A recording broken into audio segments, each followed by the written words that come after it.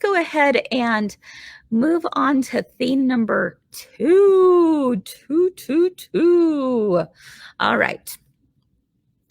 What are we going to be talking about today? Well, I love learning new quilt blocks, and I love being able to teach new quilt blocks. And this is one of those blocks I'm going to teach you today that is so simple to go together, and it looks hard. It looks very hard. It looks like there's a ton of piecing, but there's not.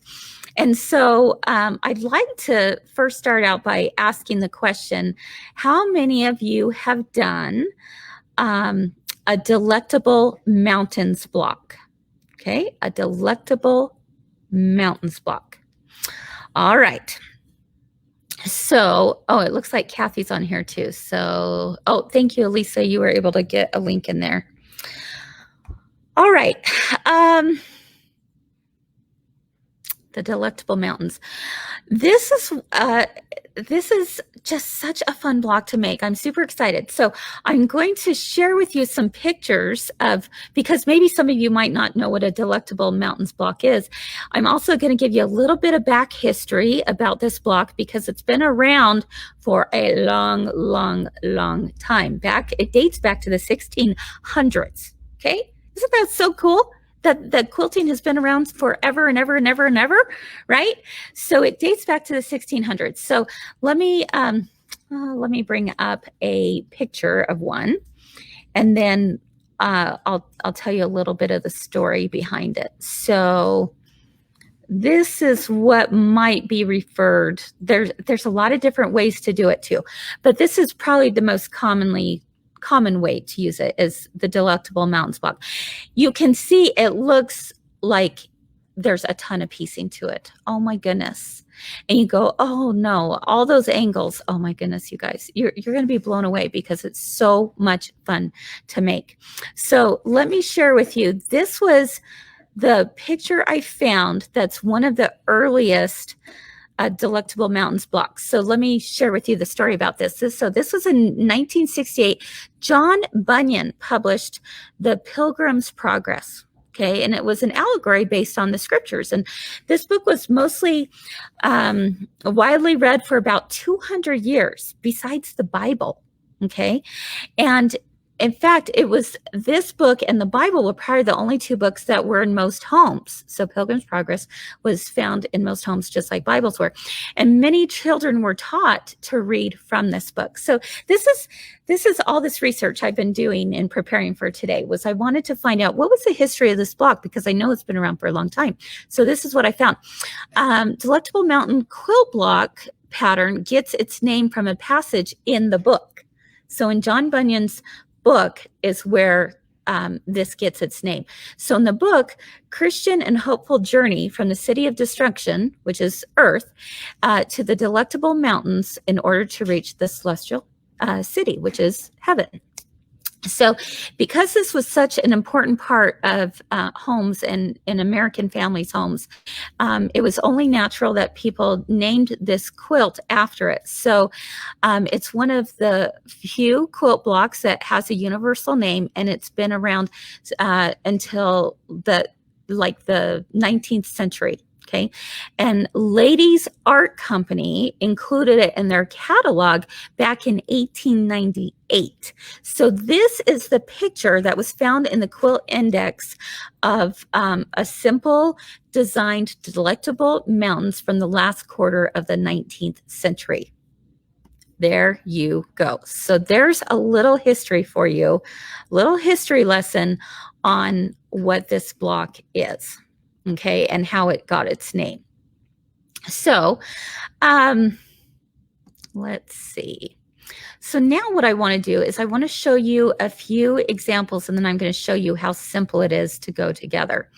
So, it's one of those blocks that it has so many variations of quilts depending on the layout of how you put the block. And you'll see that as I show you pictures right now. I just went on to onto the World Wide Web and said, I want to find pictures of how different people have put together these mountain blocks. So these are pictures that I collected from all over of the Delectable mountain block. And again, it's the same exact block. It just depends on how you orientate it.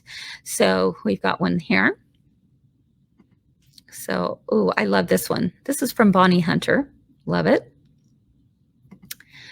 Here we've got another one. So where it's turned on its side, so it gives more of like an Aztec feel to it, I'd say. This one I love because it's a two-colored quilt, and you can see how, you know, depending again on how you laid it out, what you used as your background, what you used as your mountain peaks, gives a totally different look. Here's another one. This is done all at a diagonal. And look what a cool effect that gives. This is from the Polka Dot Chicken. And I love how she used some really vibrant colors. So taking a very traditional block and making it a little more modern with the brighter colors, with the low volume prints in the background, I think is quite striking. This is one from Elizabeth Hartman, who I'm a huge fan of, and she does it with solids. And so you're looking at this very much an ombre effect with the color palette, right? And it's going from dark to light, light to dark to medium. And again, depending on where you placed the orientation of the Delectable Mountains is how it ends up turning out to be. I love this one. Again, low volume prints in the background, brighter colors, but it's more of like a zigzag or a chevron look to it. Same with this one, very much the same pattern as this one, but look at how different it looks depending on what your fabric choices are. This one from Terry Faust Quilts is beautiful. I love that it's also done, you know, directed just to the side rather than straight up and down. Again, a beautiful look. I love the look of those batiks in there. This is from Pamela Quilts on Etsy, and those blues are gorgeous. Oh my goodness, I love those. So beautiful. Here's one from Wendy Mayan. Again, so beautiful, lovely, very striking. And I don't know about you, but don't you think it looks a little hard? I think so. This one is from Craft Gossip, and I love this, how it goes around as more of a, like it goes around and around and around, almost like a border print. But I just love the look of that. And hey, if you didn't want to do a whole quilt, look at the pillow that I found from Squared Summits. I think that's really cute too. So it might be something that you might want to just try and say, you know what, I'm not ready to quite make a quilt, but you know, maybe I want to do something a little bit smaller. So all of them are so beautiful in their own way, right? And there's really no right or wrong way to do it. There's just so many different options.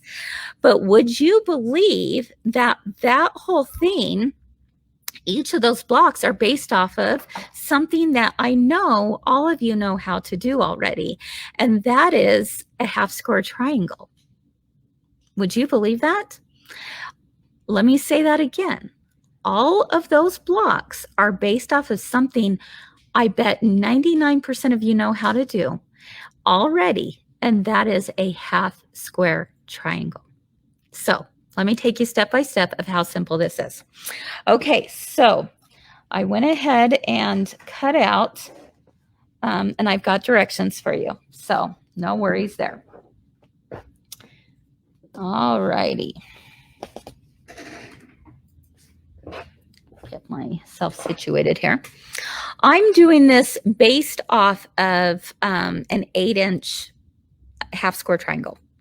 So, but you can do half square triangle, you can do this any size you want. It just depends on how big you want your blocks to be. So you could do 12 inches, you could do 15 inches, you could do as little as 5-inch half square triangles, you know, and even smaller.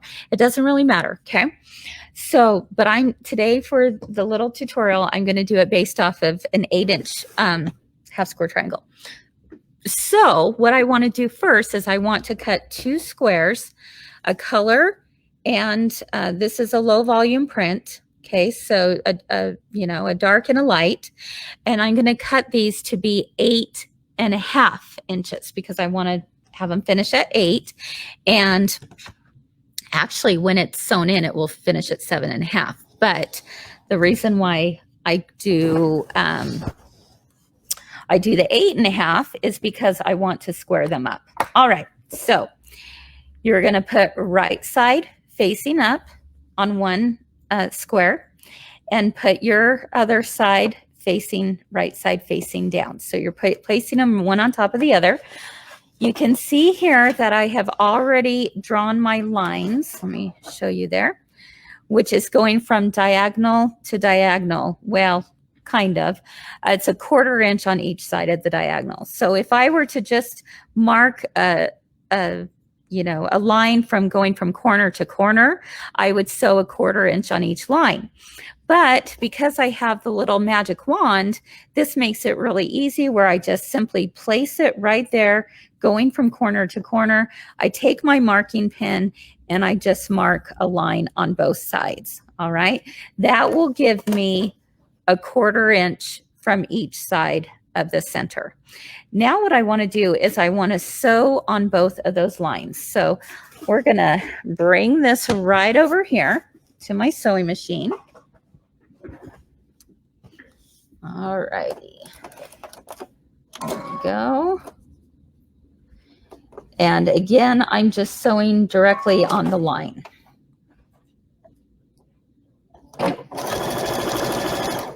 Speed that up a little bit.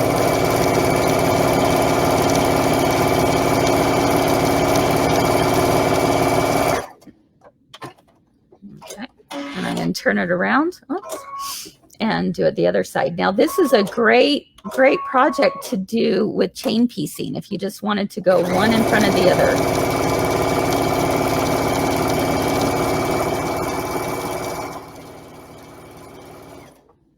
All righty. Okay, so that's it, right? So I've sewn on both of those lines. Let me pull this over here.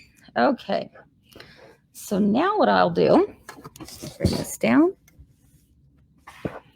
is I'm going to take my ruler and just cut right down the center.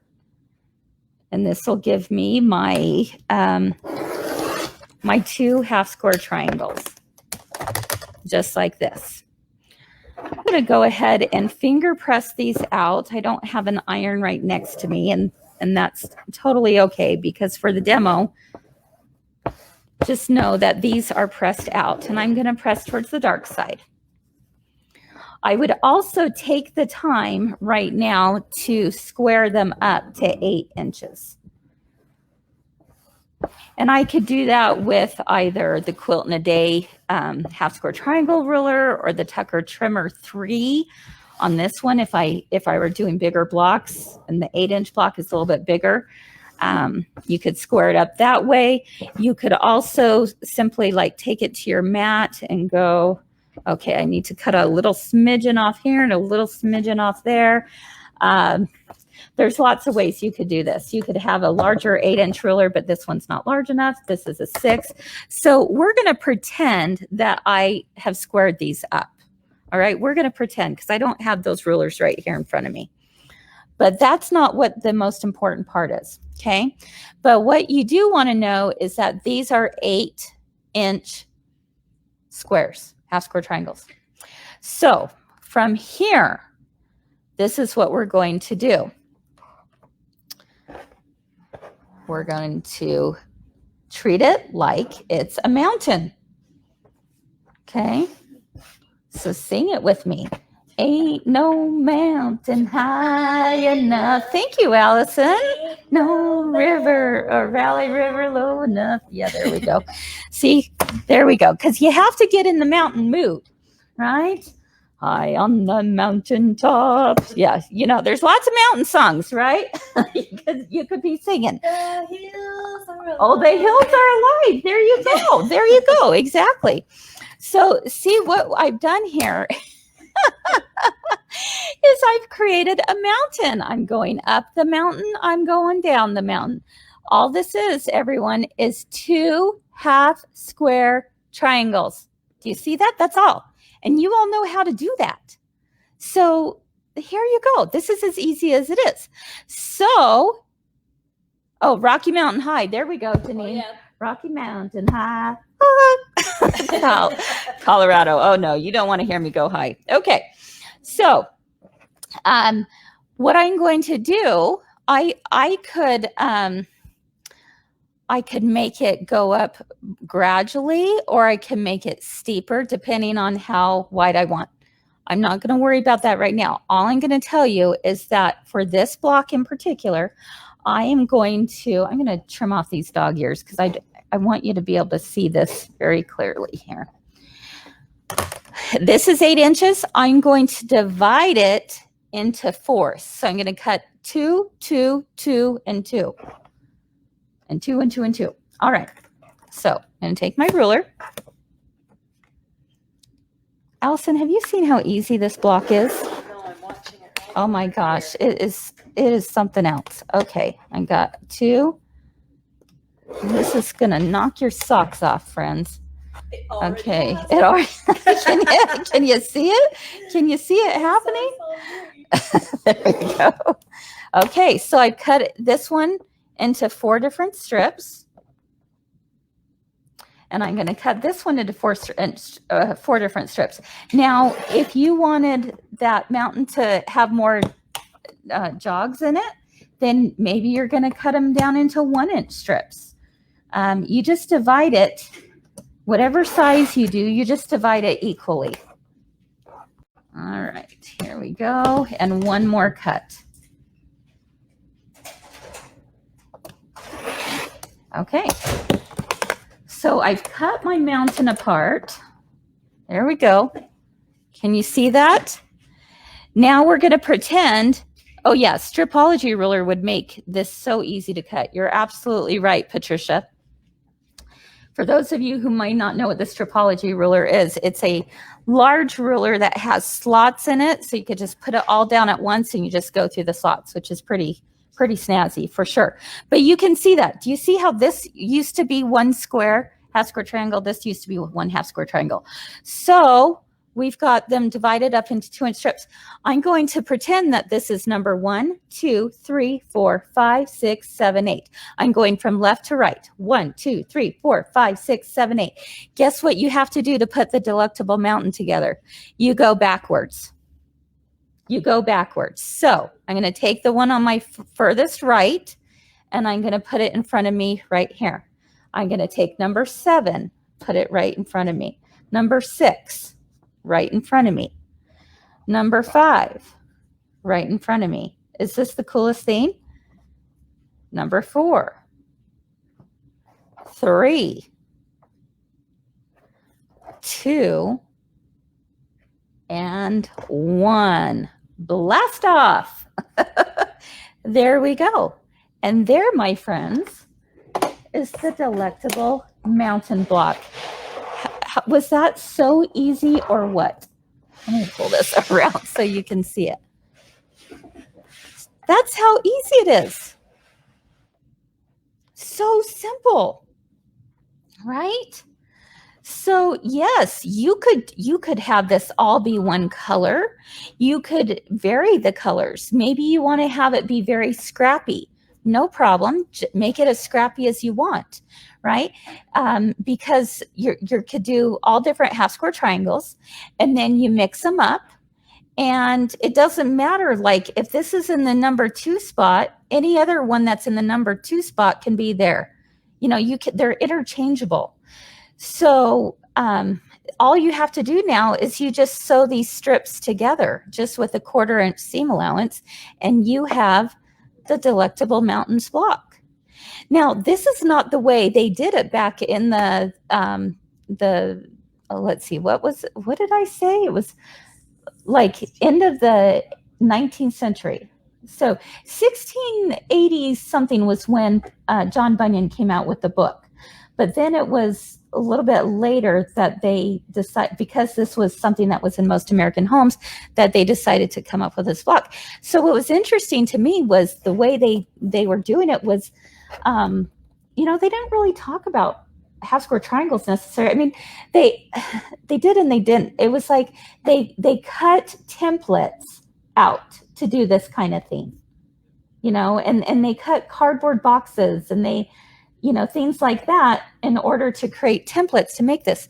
But look at this. I mean, how simple was this, right? And again, all it started off with was 2 half square triangles. That's it. And then you get this. Are you kidding me? Like, that's amazing that you can get that from 2 half square triangles. I didn't have to piece all these little things together at an angle. There's none of that. So that's how easy it is to do the Delectable Mountains block. All righty. And just like here said, no matching seams. No matching seams. Yes, that's right. So awesome. Exactly. So it's so fun. Just a really fun block to create and something very different. Now that you know how easy this is to come together, let me show you one more time those pictures so that you can go, oh, I see. So we'll start out with the first one I shared, which was one of the earliest ones to date that they've been able to find. And this is found in the Quilt Index. All right, so you can see right there. But now take a look at all the different variations that you can do based off of just that simple block. And again, depending on which way you have it, you could have it go straight up and down. You could do 2 colored. You can have them going at a diagonal. And I'll tell you, you start looking around and then you go, oh my goodness, I'm so inspired. I want to try that. I want to do something. I want to make something unique and different. Sometimes we get tired of the same block, one after another. So it's sometimes fun to switch it up a little bit.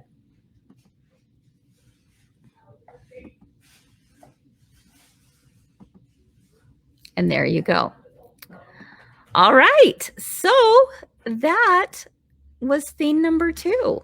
I hope that got you excited to maybe try something new, right? Yeah, it's a great stash buster. Absolutely. And Annette said, oh my gosh, I am so amazed at how hard it looked, but so easy to do. And it really is. It's so easy to do. Yeah, certainly it would be layered cake friendly. Absolutely. You would start out with your 10-inch blocks. I would square them up to be 9.5, which would end up making them 9 once they're finished. You could definitely do that. So could I show the pillow again so they can take a screenshot? Alice, yes, this is from Squared Summits. If you look up Squared Summits, you could find the tutorial on that. It's so cool. I just love that pillow. I think it's the coolest looking pillow. I just love it. It's so unique. So Squared Summits, it's where that's from. All righty. Let's see.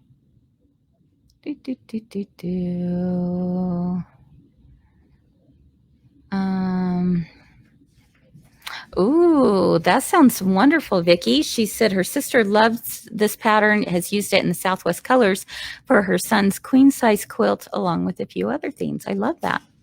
You're right, Judy. Quilting is so much easier nowadays. Absolutely. Yep. There you go. Chloe said if you sew 4 together and make a block, then sew 4 blocks and rotate them one turn, it makes a gorgeous buzz saw. And it is beautiful in 2 colors. Absolutely. I totally agree. Okay. Yep. Karen, no matching seams. Oh, yes. Larry, that is a block is cool in Navajo color prints. Yes. I've also seen this block look absolutely gorgeous in black and white. Just a simple black and white quilt. And it was stunning. So, yay, Jennifer, never seen this before. Same with Connie. Yay, I'm so glad to hear that. Betty said, this is crazy. I've been sewing and quilting for many years. I've never seen this block done like this. I know, isn't it fun? Isn't it fun to learn new things? I just love it. Love, love, love it. So anyway, yeah, too many quilts to make, right? Suzanne is saying, I know, I totally agree. I want to do it all. Heidi said every pattern should have a degree of difficulty listed like the Olympics. There you go. But the thing is, Heidi, if you were to see a pattern like this, if you were to see one of the quilts that I showed, would you think it was that simple? It wouldn't look like it. And someone would say, oh, it's so easy. And you'd be like, don't think so. I don't think so. No, but it is. You know, you just saw how simple it was to make that block. So it really, really is so much fun to make. Yay, Janine had seen it before, but she didn't know how it was made. Good. Thanks, Susan. All right, so that is theme number 2.